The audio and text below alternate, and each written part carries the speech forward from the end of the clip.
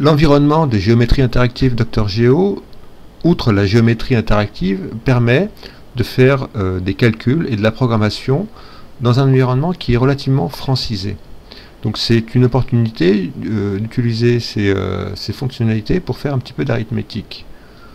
Donc dans l'environnement, on va réduire la fenêtre de géométrie et on va aller chercher dans le menu, en cliquant sur le menu de l'environnement, sur le fond de l'environnement, dans Outils, dans Tools, on va aller chercher un outil qui s'appelle Workspace.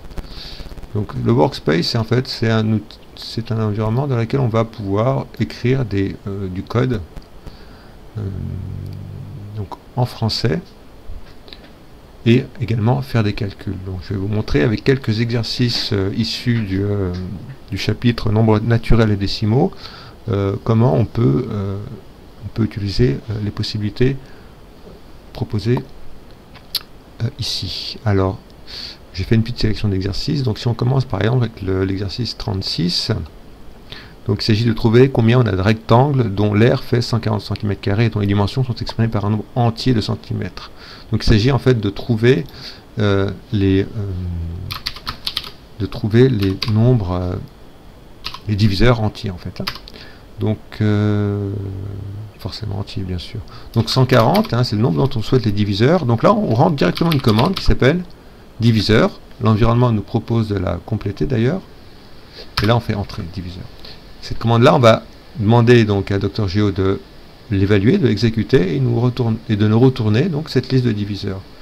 Donc là, on sélectionne et on va faire clic droit et on va faire print it, c'est-à-dire afficher le résultat. Donc là, il nous donne une collection. Donc l'ensemble des diviseurs. Autre méthode pour évaluer ça, on peut aussi simplement, comme on le voit dans le menu, on voit ici qu'on a P, ça veut dire qu'on peut faire Alt P. Donc on va sur la fin de la ligne et on fait Alt P et il va automatiquement exécuter toutes les instructions qui sont sur la ligne courante ou sur la sélection qu'on a pu faire.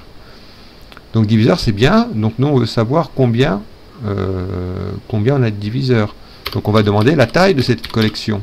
Et là à nouveau je fais Alt P, il me dit qu'il y en a 12.